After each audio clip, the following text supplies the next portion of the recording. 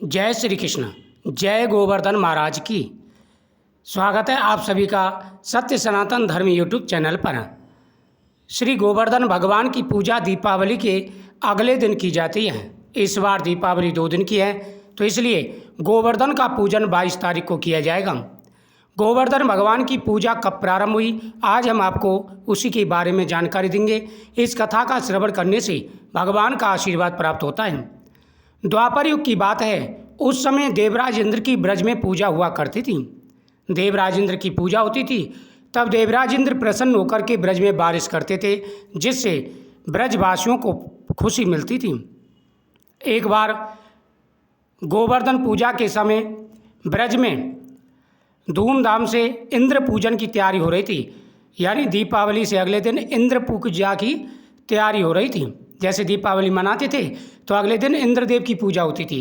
इंद्रदेव की पूजा की तैयारी हो रही थी। उस समय भगवान श्री कृष्ण ने माता यशोदा और नंद बाबा से कहा कि बाबा, आप ये किसकी पूजा की तैयारी कर रहे हैं। नंद बाबा ने कहा, लल्ला, ये जो पूजा है यह इंद्रदेव की जाती है। देवताओं के राजा इंद्रदेव हैं और इंद्रदेव की हम पूजा करते हैं। इससे इंद्रदेव प्रसन्न होकर के ब्रज में बारिश करते हैं। इससे फसल लहलाती हैं, फसल अच्छी होती हैं और ब्रजवासियों को खुशी प्राप्त होती है। यह सुनकर के भगवान कृष्ण कहने लगे कि बाबा, इंद्रदेव की पूजा का क्या करना, इंद्रदेव की पूजा क्यों करते हैं। आपको पूजा करनी है तो अपने गौ माता की करिए, जिससे हमें पालन पोषण होता है, दूध प्राप्त होता है। साथ ही गोवर्धन भगवान की पूजा कीजिए। गोवर्धन महाराज के यहाँ पर हमें हर चीज़ प्राप्त होती है तथा हमारी गौएं वहाँ चरने जाती हैं। यह सुनकर के नंद बाबा बोले कि नहीं लल्ला, सदियों से यह पूजा चले आ रही है और अगर ऐसा नहीं किया तो इंद्रदेव नाराज हो जाएंगे। भगवान कृष्ण ने कहा कि नहीं बाबा, इस बार पूजा गोवर्धन की होगी। तो यह पूजा की जो तैयारी चल रही थी इंद्र की, वह रुकवा करके और भगवान कृष्ण ने गोवर्धन की पूजा प्रारंभ करवा दी।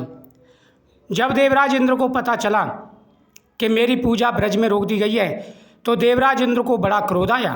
देवराज इंद्र ने मेघों को आदेश दे दिया कि जाइए पूरे ब्रज मंडल को पानी में डुबो दीजिए। बड़ी जोर से मेघ घिराए, तीव्र बारिश होने लगी। इंद्रदेव प्रसन्न था कि अब ब्रजवासियों को पता चलेगा कि उनकी पूजा ना करने का क्या फल होता है। एक बार मेघों ने आकर के घनघोर बारिश कर दी। मूसलाधार बारिश होने लगी, चारों तरफ पानी ही पानी होने लगा। सभी ब्रजवासी भयभीत हो गए और नंद बाबा के पास आए और बोले कि हे नंद बाबा, हमने आपसे पहले ही कहा था कि इंद्रदेव को रुष्ट मत करिए। देखिए, आपने इंद्रदेव को रुष्ट कर दिया है और इंद्रदेव ने भयंकर बारिश प्रारंभ कर दी है। अब हमारी रक्षा कौन करेगा। सभी ब्रजवासी भयभीत और डरे हुए थे। चारों तरफ पानी पानी हो गया, ब्रज डूबने लगा। तब भगवान कृष्ण ने कहा कि हमने जिसकी पूजा की है, जिसकी हमने पूजा की है वही हमारी रक्षा करेगा। आप सभी गोवर्धन की शरण में जाइए। भगवान कृष्ण सभी गोप ग्वालों को लेकर भगवान गोवर्धन की शरण में गए। भगवान गोवर्धन से भगवान कृष्ण ने सभी से प्रार्थना करवाई कि सभी लोग गोवर्धन से प्रार्थना करें। सभी ने गोवर्धन महाराज की स्तुति की और फिर भगवान कृष्ण ने अपने सबसे छोटी उंगली पर गोवर्धन को धारण कर लिया और सभी तरफ भगवान कृष्ण के नाम के जयकारे होने लगे। इधर बारिश करते करते 7 दिन बीत चुके थे। चारों तरफ जल ही जल हो गया था। इधर भगवान कृष्ण ने सुदर्शन चक्र को आज्ञा दे दी कि आप जाकर के बारिश को सुखा दीजिए। सुदर्शन चक्र ने विराट रूप धारण कर लिया और जो भी बारिश हो रही थी वह ब्रज तक नहीं आने दी।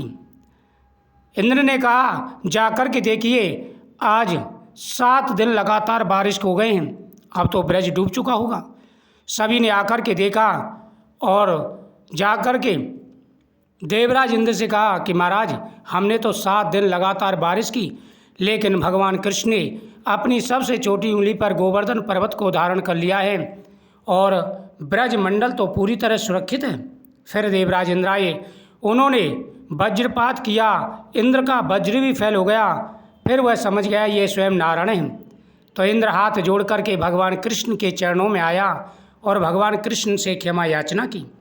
उसी समय से दीपावली के दूसरे दिन गोवर्धन की पूजा की जाती है। सभी ब्रजवासी धूमधाम से गोवर्धन महाराज की पूजा करते हैं और गाना भजन गाते हैं।